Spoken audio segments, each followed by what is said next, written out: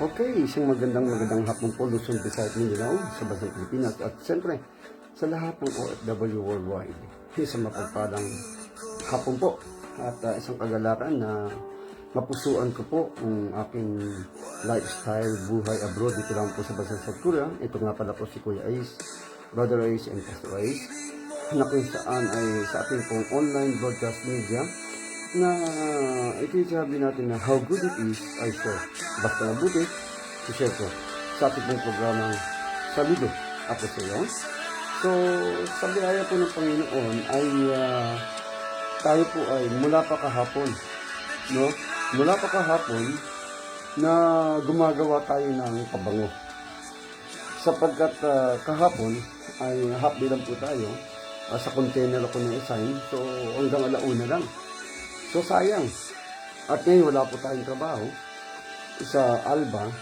So sa biyaya ng Panginoon dahil itong this coming Sunday ay meron isang malaking event namin na Korean and Filipino Church Joint Fellowship as a family. We are one. Pinaghandaan ng SDIM Korean ang mga poster, mga banner, mga praying. At naghanda sila, nag-meeting po kami. Tatlong beses kami nag-meeting, kasama po ako. Mga staff, mga kasama ko mga Korean. And then, pinaghandaan nila para sa Pilipino. No? At sila rin naghanda. So, pinaghandaan nila yung events na table tennis tournament. Ang tema, humingi sa akin ng tema, kung anong tema. Sabi ko, as a Christian, we are one family, one heart. So, yun, makikita nyo po, at sa this coming Sunday, by grace ng Panginoon, ay makikita nyo po, no, ang aming pong special occasion events, yearly, once a year, na merong family bonding. Tapos, Korean food, traditional, tapos gusto ng Filipino food, lagi nire-request niya sa akin, turon, yan, barbecue, banana Q, or whatever. So, sabihan ng Panginoon, supportive ang ating mga kapatiran. Saludo po ako sa SDIM Filipino Church, yung mga support group, Mana Food, yung support group team ng SDIM, na kung saan ay paghahandaan din po para i-bless sila, at sila may i-bless din kami, upang maging blessing po kami. So, madali pong salita mga kababayan, mga guys, no? Mga gilong kong tagapakinig at lagi nakasubaybay, nakamas po ako. Dahil kahapon, mga bandang alauna, ay mga bandang alas 8 ng umaga, nagsimula ako, alas 7 ng umaga, hanggang alas 8 ng umaga, gumagawa na ako ng perfume. Pagtapos ko magtrabaho ng container, tech bib, buhatan, kasama ko mga Russian, pagbalik ko dito, bumili na ako ng mga bote, tapos papakita ko po mamaya, bumili ako ng mga bote, tapos gumawa ako ng bandang alas 2 hanggang alas 9 ng gabi. Tapos kanina, nagsimula ako ng umaga, bandang alas 8, tapos bandang huli, bumili muna ako ng mga fragrance oil, perfume base, at namili na yung para sa mga palaman. Medyo na gano'n kasi medyo yung kwarto, maamoy sa ilong. Okay lang, kaya ko naman, pero mas maganda nakamas ako. No, kasi ano rin to halo-halo kasi yung pabango. So, hanggang ngayon, hindi pa na ako tapos. Pero siyempre sa company, merong silisigan, merong break time. Nag-break time din ako. So, mamaya may break time po ako. So, pakita ko muna sa inyo. Ito yung part 1, part 2, kahapon. Baka mamayang gabi, ang gagawin ko naman ay palaman. Cheese whiz. Kasi, mismo ang mga Korean ng staff, ng table tennis, na fish at ang deacon, at yung pang mga staff sa SDIM, ay tutulong sa pagbebenta sa mga kapwa nila Korean sa church. Mostly, ang members dito ay napakarami. Natutuwa ako sa Panginoon dahil sila mismo ang nagkusa. Actually, hindi ako nagsabi lang ako na pagtabimpong baka pwede mag-display. So, pinaisip sa kanila ng Diyos, kinausap ako na kung gusto mo ay gawing bazaar. Gagawa tayo ng poster, tutulungan ka namin, gito. Tapos ay may benta, ay magkakaroon ka ng sacrificial giving para sa mission, Christian mission SDIM. Sabi ko, mas maganda. So, sa madaling pagsita, pagdilin po natin ay ang aking commitment o pledge, kapag maraming binili, ay 25%. No? So, actually, yun ang ating puso, no? Tumulong. Kasi ang SDIM ay isa sa laging gamitin ng Panginoon na pagkakawang gawa. Bayanihan. Thank you for watching for 1 million view. So, nagkasundo po kami. And then, so, sa madaling kusita, wala akong trabaho ngayon. At sabihan pa bukas para ako may trabaho. Kaya, tatapusin ko to ng 2 o 3 days eh. Hindi ganun kadali ang gawa ng perfume. No, ipakita ko muna sa inyo bago natin pagpatuloy. So, ito po siya. No? So, ito katitimpla ko lang. Itong ginawa ko, Burberry. No, Burberry yan. Timplado na yan. So, mamaya, ito yung mga fragrance oil. Ito yung perfume base. So, bumili ako sa Dice ng mga baso. So, ngayon, isasalin ko muna kasi kulang ako ng baso ng mga malalaki. Hindi itong basong malalaki na ganito. Dito. Naubusan. Tapos, ito yung mga basong maliliit, mga bote maliliit.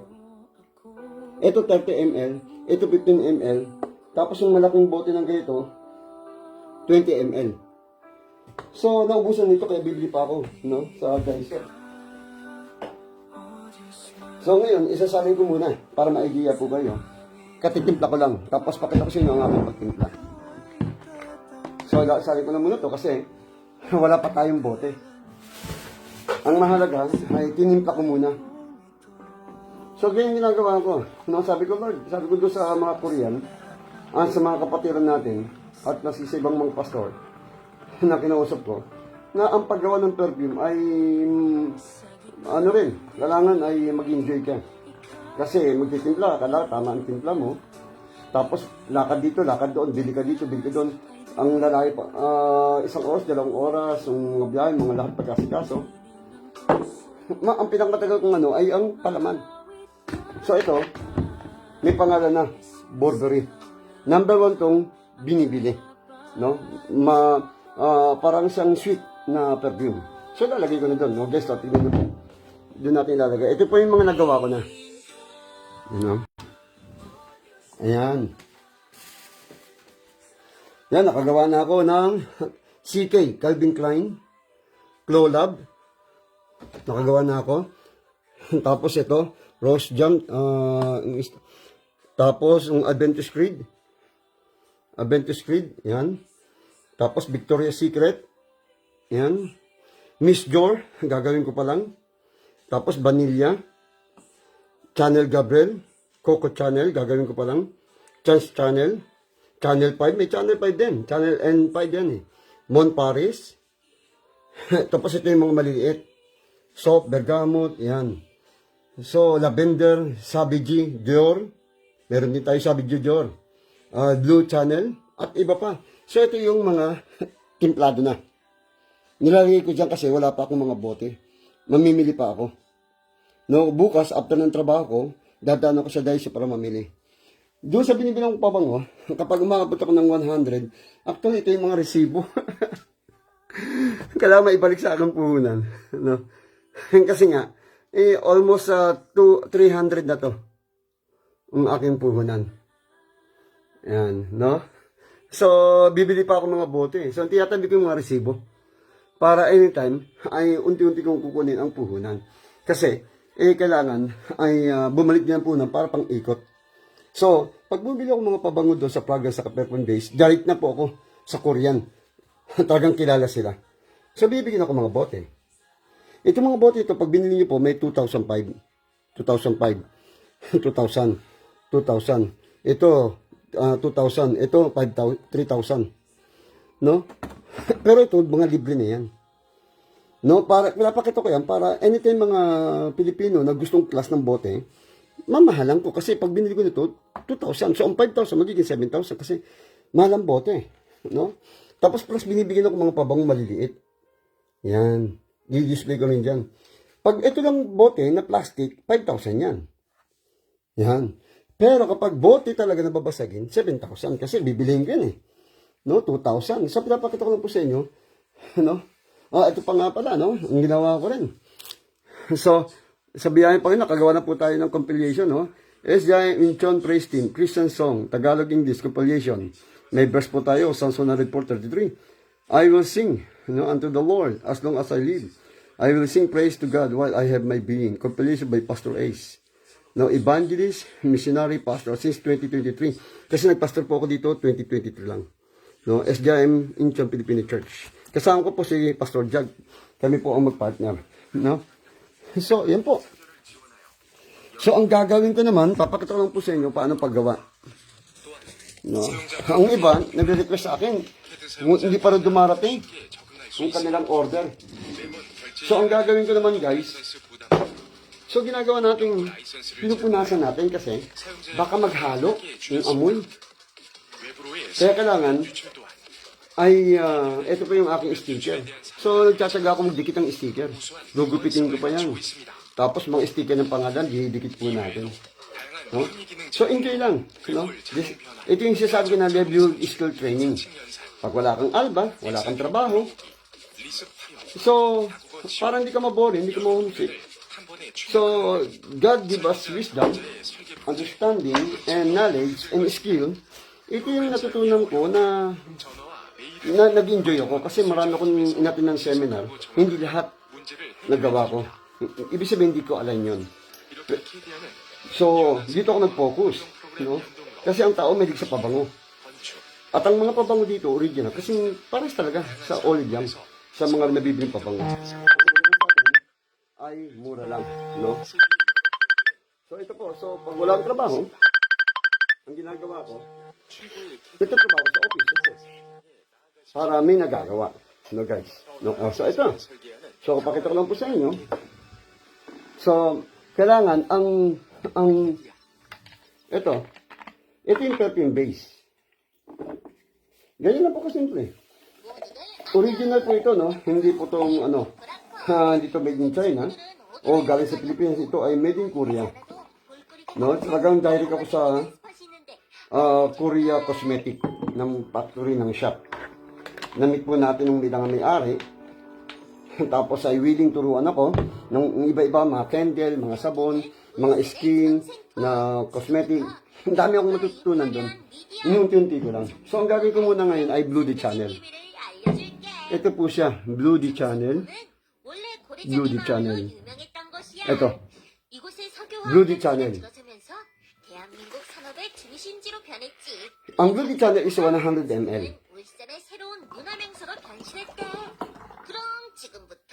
Ganyan lang po siya. Tapos ang perfume base, hindi ako, pangalan niya na perfume base, ito ay fragrance oil. Tapos gumagamit ako ng PMF. Ang PMF ay para sa lasting. Umaabot ng 4 to 6 hours.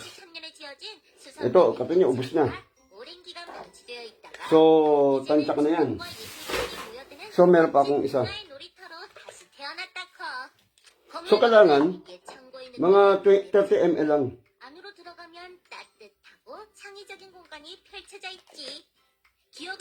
Tapos, ihintuin mo siya ng 10 minutes. 10 minutes siya. Kailangan pupunasan mo para hindi maghalo.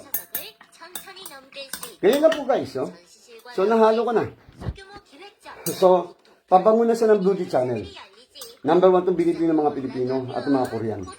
Pang ano talaga. Kilalang ito. Nakagawa na ako ng Savage. Savage G-Joyer. Hinahanap ko ang Belsasa Eros. Ang Cots. Hindi pa rin dumarating. So, minsan papakita ko sa ating Facebook yung iba't ibang klaseng pabango. So, yan po. Nahalo ko na po. Natimpla na po yan, guys. Nakakapa ko OFW. So, bilang isang OFW, nakapokus sa trabaho. Pero pag walang trabaho, dapat meron kang ibang skill. Skill na pwede mong gawin. So, mamaya, pag natapos ko to, ang gagawin ko ay part 3, paggawa ng palaman. Ace cheese whiz palaman. No, bumili na rin ako. Ay, ang plano ko, 50 pieces, 200 na pieces na palaman. Pero hindi ganun kadali. Kasi sa isang kawali, mga kawali na niluluto ko, 12 lang. So, bumili na rin po ako guys. Pangluto ko mamaya ng cheese whiz. Kompleto na rin po siya. Ito yung sample na ubos na nga eh. Nung last week, sa Revival Conference, nagtira ako ng isa kasi alam ko, ubos na kagad. Mayroon pong nagre-request ng palaman ko. So, nagtira ako. Naubos ko na rin. So, gagawa ulit ako Magagawa ko lang to mga 30. Ay, 12, 12, 36. So, yun naman ang gagawin ko mamaya, guys. No? So, nakapokus muna ako sa pabango. Pag lahat yung natimplahan ko na, ay pahinga. Tapos, bibili ako, pag wala akong mabili ngayon, kasi naubos ko na sa Daiso, 2 Daiso na pinunta ko. Ubus na yung ganung baso malalaki. So, ang gagawin ko, palaman naman. Unti-untiin ko. Kasi ang palaman pagluto, 2 oras po yan. Hindi 1 oras. Kasi kailangan pakuluan mo pa para at least may talagang stick siya, sticky. No? Talagang hindi siya malabnaw. So, okay. So, minsan pa muli, maraming po salamat.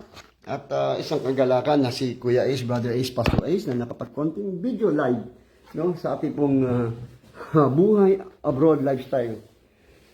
Kapag walang trabaho, dapat meron kang magagawang trabaho. Lalo na kung ikaw anak ng Diyos, lingkod ng Diyos. So katulad ko, no, bilang isang OFW missionary, walang alba, pero meron isang event sa darating this coming Sunday. Expected na mga 300 ang gagawin kong pabango. 200 pa lang na yan. So 100 pa. Mga kapital na naman ako. So may trabaho ako. Doon ko kukunin na naman ang kapital sa aking trabaho. No? And may sabi sa akin ng pastor, "Pastor, hindi ka ba nalulugi?" Hindi ko niisip ang lugi. Kasi, masaya eh. Masaya yung nakakapagbigay ka ba ng mga pastor, mga kapatiran, pag bumili na banguhan, tapos humingi ng libre, binibigay po natin. Kasi binabalik naman ng Panginoon eh, no? Saka masarap talaga yung maging generosity pa. Kasi ang generosity not only by money, mas mga pabango, mga item, whatever, no? So sinasabi ko lang to, kasi yan ang prinsipyo ng Biblia. Ang pagsunod sa utos ng Diyos na nabigyan ka ng skills at tama talaga yung sabi ng Bible, no? Seeking soul. Hindi siya humingi ng pera, ng kayamanan. Ang hiningi niya, understanding and wisdom. Kasi paano mamahala? Pinagtala siya. Ganun din, napanood ko rin sa Facebook, nabasa ko rin, napakinggan ko. Hanggat maaari, huwag kang hihingi ng pera. Hanggat maaari. Pero hindi mo sinabi sa Bible na masamang humingi ng pera. Hanggat maaari, humingi ka ng skill. Kasi pag may skill ka, pumapasok ang pera. Ngayon, kung hihingi ka ng pera, wala kang skill, mawawala ang pera, naubos ang pera. Pero pag may skill ka, may pera pumapasok. Kaya tama naman, no? Kaya hinihingi ko lagi, sa lahat ng OFW dito, na skill. Skill sa trabaho, sa company. At kapag ang company na papasukan mo na meron palang possible na potential o ability, na pagkakataon, na opportunity, na pwedeng matutunan, mapag-aralan, skill yun. And then pwede maging negosyo, maging tent making, magkaroon ng earning. Nung katulad sa restaurant pinapasukan ko, marunong na akong gumawa ng kimchi. Yung kimchi binibenta.